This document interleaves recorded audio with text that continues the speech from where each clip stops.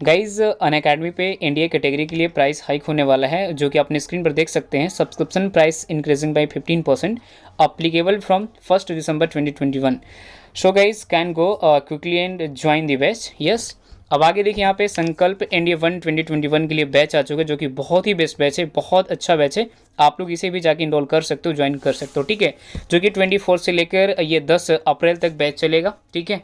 और commando 2.0 batch है, जो कि ये भी बहुत ही बेस्ट बैच है, चाहे तो आप इसे भी जाके ज्वाइन कर सकते हैं। 24 से ये भी स्टार्ट हो जाएगा, ठीक है। तो दोनों बैच आप लोग कोई एक ज्वाइन करेंगे, एक्सेस अनअकैडमी पे ऑल मिलता है, ठीक है। और ये आप लोग इग्नोर करो, बाकी ये आप नेवी बैच ज्वाइन कर सकते हो। 17 तारीख से स्टार्ट है, 15 जनवरी तक चलेगा, जो कि बहुत बेस्ट बैच होगा नेवी के लिए। स्टार्ट है, आप जाके इसे भी ज्वाइन कर सकते हो, ठीक है। और यहाँ पे आपको कुछ नहीं करना है, एनडीए का लेना होगा सब्सक्रिप्शन, तो बस आपको कोड एक डालना होगा GZT10, 10% डिस्काउंट के लिए। और आपको कैटेगरी एयरफोर्स नेवी के लिए अगर चाहे तो आप इस कोड को यूज़ कर सकते हो, मतलब दोनों के लिए सेम कोड है, बट जो प्राइस में है वो बहुत ज़्यादा अंतर तो नहीं होगा, बट ठीक ठाक है, ठीक है ना। एनडीए का अलग प्राइस लगता है और आपको नेवी एयरफोर्स का अलग प्राइस लगता है, ये ध्यान रखना है, ठीक है। तो जाइए फटाफट आज ही बैच को ज्वाइन करिएगा, क्योंकि सारे जो जितने बैच है पीछे आपको बताया सब बेस्ट है, ठीक है। Thank you. हेलो फ्रेंड्स, कैसे हैं आप लोग। आई होप कि आप सभी लोग ठीक होंगे। तो मेरा नाम है महेश और आप देख रहे हैं हमारे यूट्यूब चैनल ज्ञान ज्योति आसिस्ट ट्यूटोरियल। तो दोस्तों, आज हम लोग करने वाले हैं नेवी एयरफोर्स से रिलेटेड जीके के मोस्ट इंपॉर्टेंट क्वेश्चन, जो आपके एग्जाम के लिए बिल्कुल इंपॉर्टेंट है। तो चलिए शुरू करते हैं।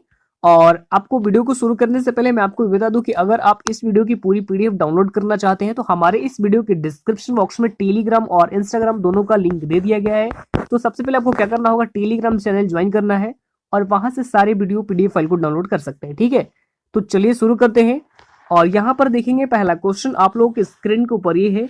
पहला क्वेश्चन ये कि संत कबीर का जन्म कहाँ हुआ था। तो नीचे में आपको 4 ऑप्शन दिए गए हैं। ऑप्शन ए में है Varanasi, option B Hyderabad, option C Mathura और ऑप्शन डी में है दिल्ली। तो यहाँ पे इस क्वेश्चन का राइट आंसर क्या हो जाएगा, ऑप्शन नंबर ए हो जाएगा। ए क्या है हमारे पास, वाराणसी हो जाएगा राइट आंसर, ठीक है। जो संत कबीर थे उनका जन्म वाराणसी में हुआ था, ठीक है। आगे बढ़ते हैं हमारे पास second number question. Question number second आपके स्क्रीन के ऊपर ये है कि महावीर का जन्म किस राजघराने में हुआ था। ये सारे क्वेश्चन प्रीवियस ईयर क्वेश्चन है, इसलिए आपको रट्टा मार लेना होगा, ठीक है। सवाल ये है कि महावीर का जन्म किस राजघराने में हुआ था। ऑप्शन ए में है Kshatriya, option B Shakya, option C Licchavi और ऑप्शन डी में है सातवाहन। तो यहाँ पे इस क्वेश्चन का राइट आंसर क्या हो जाएगा, ऑप्शन नंबर ए ही हो जाएगा। ए में क्या हो जाएगा, क्षत्रिय हो जाएगा राइट आंसर, ठीक है। जो महावीर थे उनका जन्म किस राजघराने में हुआ था, तो क्षत्रिय राजघराने में हुआ था, ठीक है। आगे बढ़ते हैं हमारे पास third number question. Question number third आपके स्क्रीन के ऊपर ये कि बुध किस वंश से संबंधित थे। जो बुध भगवान थे वो किस वंश से संबंधित थे। ऑप्शन ए में है Shakya, option B Satrika, option C Kuru और ऑप्शन डी मौर्य। तो यहाँ पे क्वेश्चन नंबर थर्ड का right answer option number A हो जाएगा, शाक्य हो जाएगा करेक्ट यानी राइट आंसर, ठीक है। आगे बढ़ते हैं हमारे पास 4 नंबर क्वेश्चन। क्वेश्चन नंबर 4 आपके स्क्रीन के ऊपर है कि ज्ञान प्राप्ति से पूर्व महावीर का जन्म क्या था। यानी सवाल ये कि ज्ञान प्राप्ति से पहले जो महावीर जी थे उनका नाम क्या था।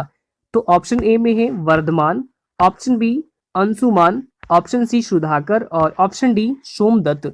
तो यहाँ पे क्वेश्चन नंबर 4 का राइट आंसर क्या हो जाएगा, ऑप्शन नंबर ए हो जाएगा यानी वर्धमान।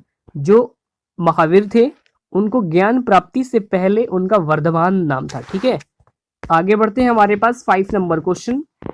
क्वेश्चन नंबर 5 आपके स्क्रीन के ऊपर है कि निम्न में से कौन संत महाराष्ट्र से थे। Option A Maitreyi, option B Tukaram, option C में है त्यागराज और ऑप्शन डी व्यास। तो यहाँ पे क्वेश्चन नंबर 5 का हो जाएगा right answer option number B हो जाएगा। बी में क्या है, तुकराम हो जाएगा राइट आंसर। ये कहाँ से बिलोंग करते हैं, तो ये महाराष्ट्र से थे, ठीक है। आगे बढ़ते हैं हमारे पास 6 नंबर क्वेश्चन। क्वेश्चन नंबर 6 आपके स्क्रीन के ऊपर ये है कि दक्षिण भारत के अलावर थे। ऑप्शन ए में है संत, ऑप्शन बी योद्धा, ऑप्शन सी व्यापारी और ऑप्शन डी मूर्तियों के शिल्पकार। तो यहाँ पे क्वेश्चन नंबर 6 का राइट आंसर क्या हो जाएगा, ऑप्शन नंबर ए हो जाएगा संत। क्या हो जाएगा, संत, यानी दक्षिण भारत के अलावर थे, ये संत थे, ठीक है। आगे बढ़ते हैं हमारे पास 7 नंबर क्वेश्चन। क्वेश्चन नंबर 7 आपके स्क्रीन के ऊपर है कि सिखों के किस गुरु का जन्म पटना साहिब में हुआ था। Option A Guru Nanak Dev, option B Guru Govind Singh, option C में है गुरु और ऑप्शन डी अर्जुन देव। तो यहाँ पे क्वेश्चन नंबर 7 का right answer option number B हो जाएगा, यानी गुरु गोविंद सिंह का जो जन्म हुआ था वो आपको पटना साहिब में हुआ था। ठीक है, आगे बढ़ते हैं हमारे पास 8 नंबर क्वेश्चन। क्वेश्चन नंबर 8 आपके स्क्रीन के ऊपर है कि सिख गुरु अर्जुन वेद किसके शासन काल में थे।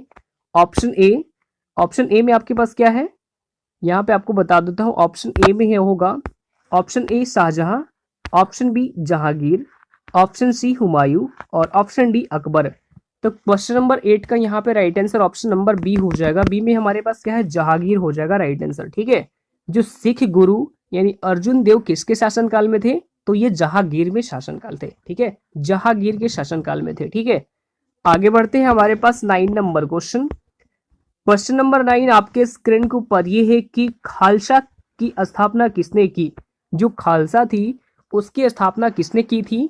ऑप्शन ए गुरु नानक देव, ऑप्शन बी गुरु रामदास और ऑप्शन सी गुरु गोविंद सिंह और ऑप्शन डी में इनमें से कोई नहीं।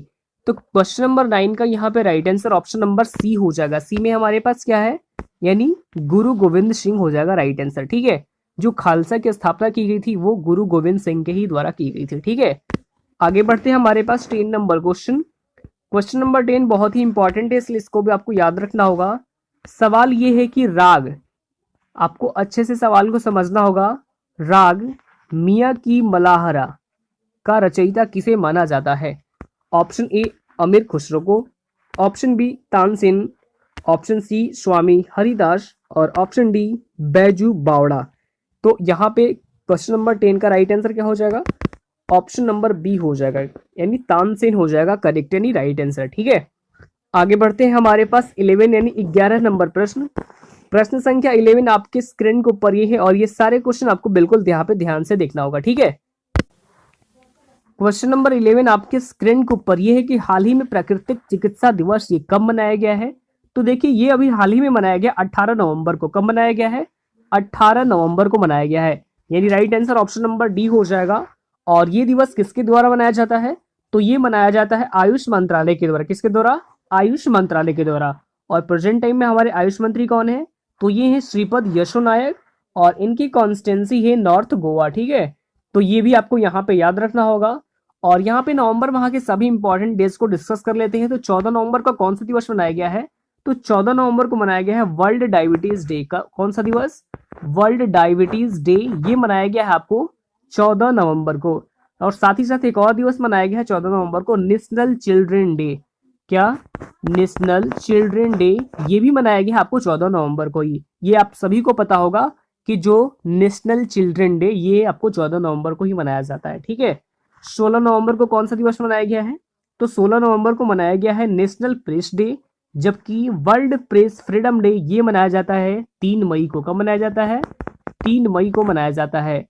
क्या, वर्ल्ड प्रेस फ्रीडम डे ये आपको 3 मई को मनाया जाता है और ये 16 नवंबर को आपको नेशनल प्रेस डे मनाया जाता है। ठीक है, 17 नवंबर को कौन सा दिवस मनाया गया है, तो 17 नवंबर को मनाया गया है international students day. International students day ये आपको 17 नवंबर को मनाया गया है। जबकि आपको बता दूं कि जो वर्ल्ड स्टूडेंट्स डे होता है ये आपको 15 अक्टूबर को मनाया जाता है। कब मनाया जाता है, 15 अक्टूबर को।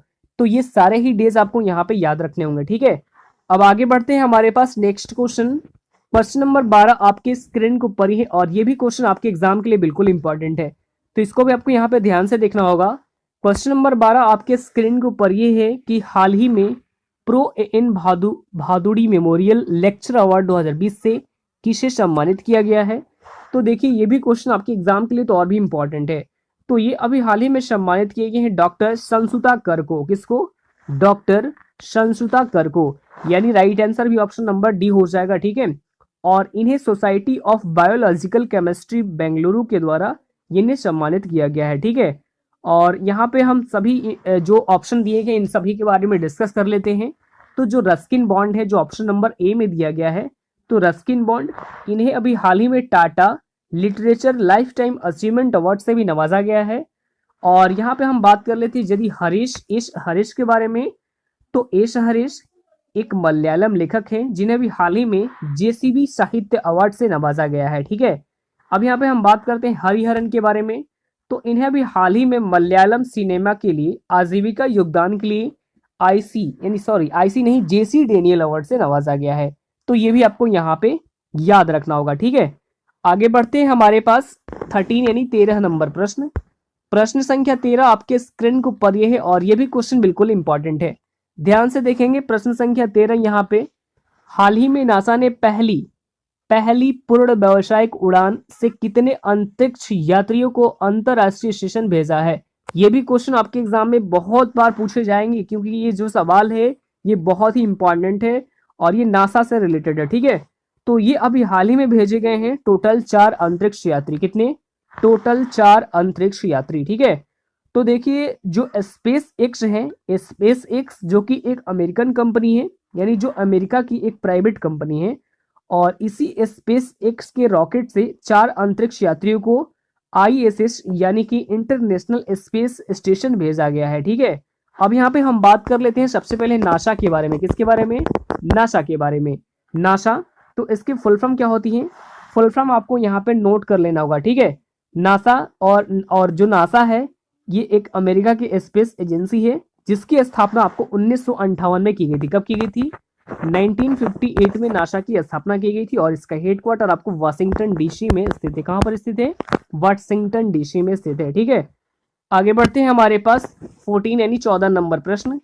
प्रश्न संख्या 14 आपके स्क्रीन को ऊपर ही है और ये भी क्वेश्चन बिल्कुल इंपॉर्टेंट है, ध्यान से देखेंगे। 14 नंबर प्रश्न, हाल ही में किस राज्य सरकार ने फर्जी जाति प्रमाण पत्र रखने वाले सभी कर्मचारियों को बर्खास्त करने का निर्देश दिया है? तो आपको बता दूं कि ये जो किया गया है, ऐसा निर्देश अभी हाल ही में किया गया है छत्तीसगढ़ गवर्नमेंट के द्वारा। किसके द्वारा? छत्तीसगढ़ गवर्नमेंट के द्वारा, ठीक है। तो देखिए छत्तीसगढ़ के जो मुख्यमंत्री हैं, जिनका नाम है भूपेश बघेल जी, इन्होंने ये ऐलान किया है कि जिसके पास भी फर्जी कास्ट सर्टिफिकेट यानी कि फर्जी जाति जो प्रमाण पत्र है और फर्जी जाति प्रमाण पत्र के आधार पर वो सरकारी पदों पर कार्यरत है, उन सभी कर्मचारियों को बर्खास्त करने का फैसला किया गया है छत्तीसगढ़ गवर्नमेंट के द्वारा। तो हम यहाँ पे हम बात कर लेते हैं छत्तीसगढ़ के बारे में। तो जो छत्तीसगढ़ है इसकी राजधानी क्या है? तो छत्तीसगढ़ की राजधानी है रायपुर। रायपुर छत्तीसगढ़ की राजधानी है। मुख्यमंत्री है भूपेश बघेल, जबकि राज्यपाल है अनुसुईया उइके, ठीक है। और छत्तीसगढ़ उच्च न्यायालय के मुख्य न्यायाधीश ये हैं PR रामचंद्रन मेनन। तो ये भी आपको यहाँ पे याद रखना होगा, ठीक है। आगे बढ़ते हैं, हमारे पास 15 यानी 15 नंबर क्वेश्चन। क्वेश्चन नंबर 15 आपके स्क्रीन के ऊपर ये है कि हाल ही में गठित रिजर्व बैंक इनोवेशन हब के अध्यक्ष के रूप में किसे नियुक्त किया गया है? तो ये भी क्वेश्चन आपके एग्जाम के लिए बिल्कुल इंपॉर्टेंट है, तो इसको भी आपको यहाँ पे ध्यान से देखना होगा, ठीक है। तो ये अभी हाल ही में नियुक्त किए गए हैं कृष गोपाल कृष्णा। किसको? कृष गोपाल कृष्णा को, ठीक है।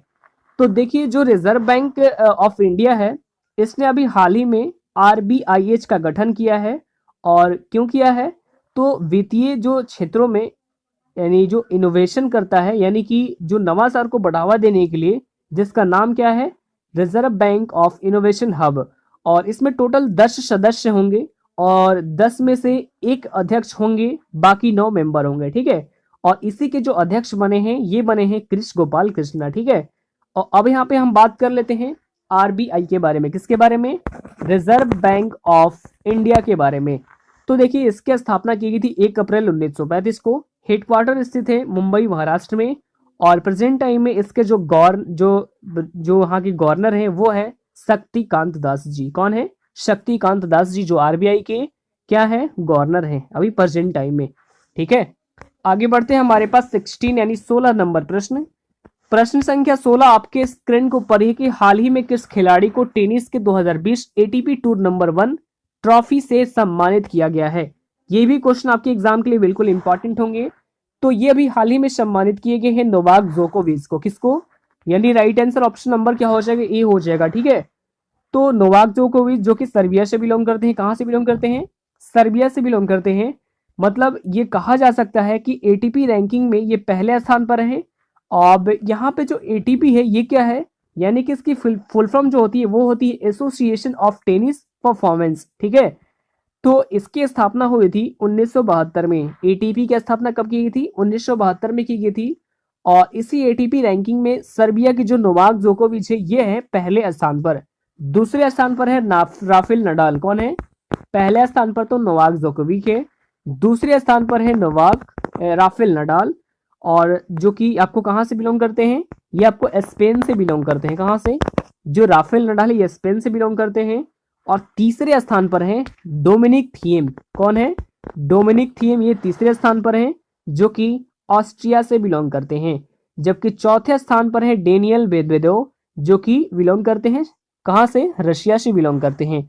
तो ये क्रम आपको ये चारों याद रखना होगा, ठीक है। पहले क्रम पर है नोवाक जोकोविच, दूसरे पे है राफेल नडाल, तीसरे पे डोमिनिक थिएम और चौथे पे है डेनियल मेदवेदेव। तो ये आप सारे को याद रखना होगा, ठीक है। आगे बढ़ते हैं, हमारे पास अगला क्वेश्चन सवाल नंबर 17 आपके स्क्रीन के ऊपर ये है कि एशिया का पहला सौर ऊर्जा सक्षम टेक्सटाइल मिल भारत के किस राज्य में स्थापित किया जा रहा है। तो ये भी क्वेश्चन आपके एग्जाम के लिए इंपॉर्टेंट है, तो इसको भी आपको यहाँ पे याद रखना होगा, ठीक है। तो देखिए भारत के किस राज्य में स्थापित किया जा रहा है। सवाल हमारे पास ये है कि जो सक्षम टेक्सटाइल मिल है वो भारत के किस राज्य में स्थापित किया जा रहा है। मतलब कि सौर ऊर्जा से संचालित ये एशिया का यानी कपड़ा मिल होगा, जो कि स्थापित किया जाएगा महाराष्ट्र में। कहां पर किया जाएगा? महाराष्ट्र में किया जाएगा। Right answer option number C हो जाएगा। और महाराष्ट्र के जो परमंडी जिले में, और ये टोटल आपको 30 एकड़ जमीन में फैला होगा, ठीक है। और जय भवानी महिला शाकाहारी कपड़ा मिल, यह है इसका नाम, जो कि एशिया की पहली ऐसी मिल होगी जो कि पूरी तरह से सौर ऊर्जा से संचालित होगी।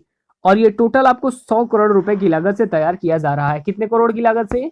100 करोड़ की लागत से ये पूरे मिल को तैयार किया जा रहा है, जो कि स्थापना इसके आपको कौन से राज्य में किया जा रहा है? तो महाराष्ट्र राज्य में। अब यहाँ पे हम बात करते हैं महाराष्ट्र के बारे में। तो राजधानी क्या है? महाराष्ट्र की राजधानी है मुंबई। मुंबई क्या है?